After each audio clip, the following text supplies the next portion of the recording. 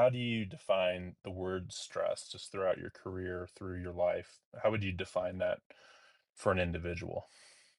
So you can do some presentations with me because I asked this question to when I start my briefs. I like asking questions to start off. So I ask, like, how do you define resilience? How do you define stress?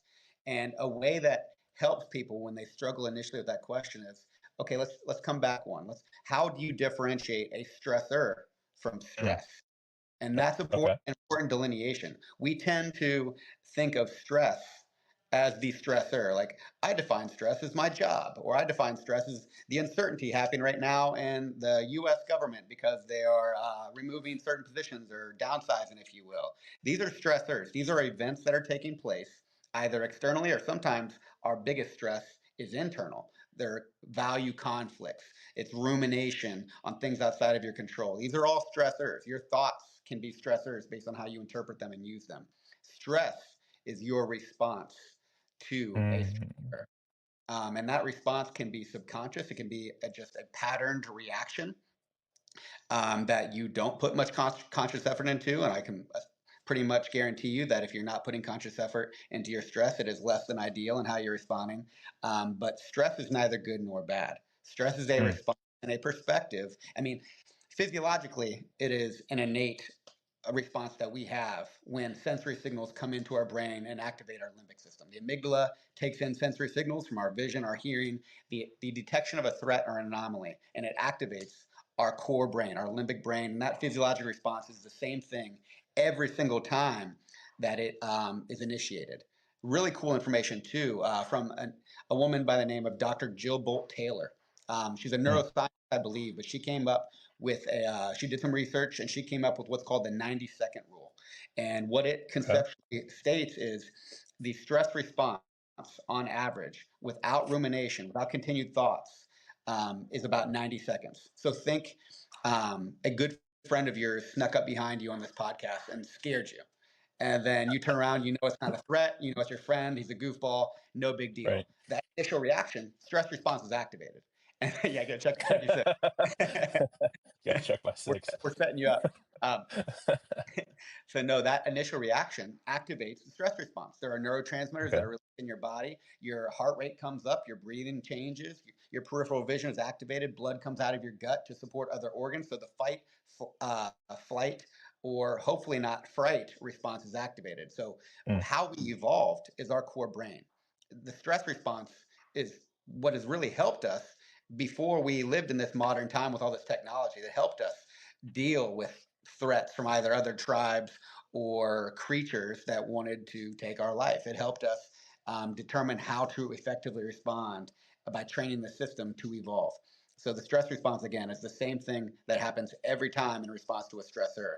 But 90 seconds on average, in my example I gave to you, is now you know there's no threat. You don't keep thinking about why would he do that on a podcast and mess us all. You don't ruminate in any way.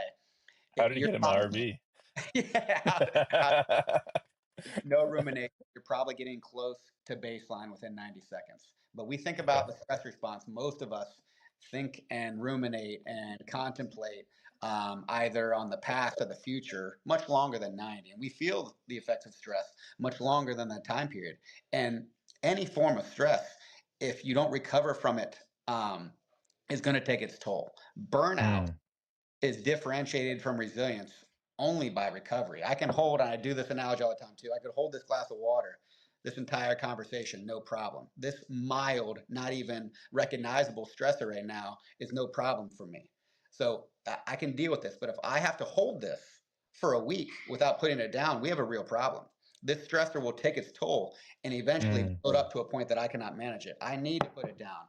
I need to change hands. I need to hand it off to a friend. I need to find ways to manage this stressor effectively and eventually recover from it so it doesn't take its toll on me.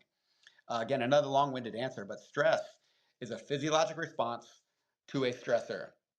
The impact that it has on your body has to do with either recovery or your perspective of it, because you can mm, unpack stress further and say distress versus eustress, EU stress. And that is really just your perspective on the impact that adversity can have on you. Because without stress, there is no change. We need stress for growth. You need to experience stress in order to build a skill that is resilience. So if you avoid mhm. stress, life actually is going to get much harder for you over time. So stress is neither good nor bad. It's our perspective of it and how we manage it, and of course recover from it in order um, to thrive, survive, or suffer. Wow, and I'm sure that when you're working in the military too, I mean, that can be very it almost brings it to the ground level, to the very, I guess, primal nature of humanity, of defending our tribe, so to speak, potentially through violence, right? And how that I feel like, I mean, how did that open up your world as you started to work within that, of just really seeing, I mean, because I guess when I think about what you're talking about as a civilian, uh, some of the things I could be stressed about could be completely different, or I wouldn't wanna say trivial, but compared to somebody on the battlefield, someone putting their life on the line, and just the amount of stress that there can be there. I mean, so when you're working in the military, what are some key, uh, core foundations that you teach, or that you and maybe this goes into what we're talking about and how to develop resiliency. But I mean, I could only imagine with that. I mean, you're prepping people to put their life on the line, and then also, how do they recover from that, from these situations? Because I could only imagine how traumatic that would be to be a part of that. I want to go back. It wasn't a question, but I want to go back to a point that you made because I think a lot of people struggle with a point that you made about trivial stress and trivial stressors in the grand scheme of things. Because again, perspective can change your reality. Like perception Mm, is reality, right? But your perception is your reality. It's not anyone else's reality. And also, you can change your perception to change your reality and the environment around you. So we know when you read a few books or you watch the news, things can be worse for sure. sure, And you can take sure. whatever is trivial for you and then think about the greater scheme of things. And that could either make you feel ashamed or make you feel empowered. So, like the last thing you want to tell somebody when they're struggling is, it could be a lot worse, man. Why that? You're not in the battlefield. It's not that bad. Like, you know, Right. you're in an emotional state, you don't want to hear that. It is nice to prepare your mindset for that when you're in a good place. But I love the quote: "The worst thing that's ever happened to someone is the worst thing that's ever happened to them." So again, Mm, the stress response doesn't differentiate the severity, perceived severity of a stressor. Like, sure, you can have a more intense stress response, and the time can vary based on the amount of time either the true stressor is present or the amount of time that you ruminate on it. But again, the stress response is the same no matter what. So if the worst thing that's ever happened to you is said trivial thing, that doesn't differ what's happening inside your body and the toll that it can take if it's not managed well and recovered from. So I'm glad you brought that up because it's such an important point in today's day and age, where we have access to so much information, and the perspective we take, the interpretation of the thoughts that we have sometimes can decrease our resilience because of shame. There's nothing wrong with guilt when you feel bad about doing something that you know doesn't align with your values, and you want to not do that again. But when you feel shame in response to past mistakes or current stress, you're not setting yourself up for a resilient identity and a resilient mindset. So shame is attacking your identity. It's attacking who you are, rather than guilt is around like, this action is not representative of what my identity is. And I think shame can be quite prevalent when we think of how great life can seem online, or how we should be. And I learned this when I went to Naval Hospital Guam and got on the leadership team, which was primarily psychologists and other mental health professionals, and I would start teaching these classes with them. But they would say, "Quit shoulding all over yourself." So this mm, word "should" is a great trigger. When you're saying the word "should," it's an opportunity for early intervention of either you can do this or you'll do it differently, but or like it's unrealistic at this point in time. So mm, accepting yourself for where you are is very important. Accepting for what's happened in the past, trauma included, is very important because it's outside of your control. And now, how can I get better? There's no such thing as perfect, but there's always opportunities for improvement. And that doesn't mean you don't accept who you are today.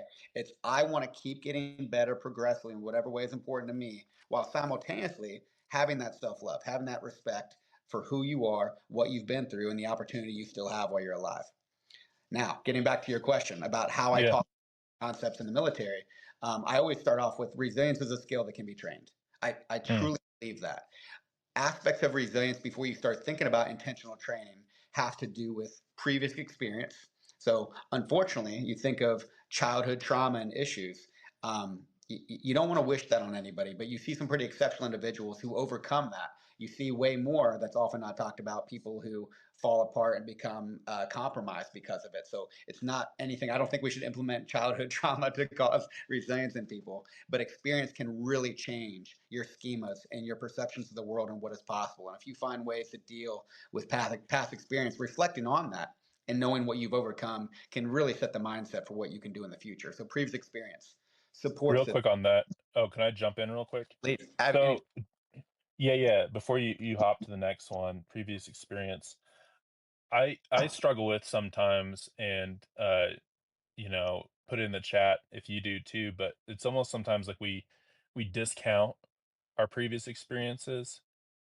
We don't, think about it hard enough to say, "Hey, I really got through something really hard," or "I really rose to the occasion during this tough circumstance." I've had some moments with family members where I've had to step in and, be incredibly vulnerable to help them out, and I look back on that sometimes as a way to empower myself to say, "Hey, you stepped in, you did something really helpful for somebody." Do you think sometimes, at least in this culture or people that you work with, we often just discount these moments in our lives, these past experiences? Or even forget about them.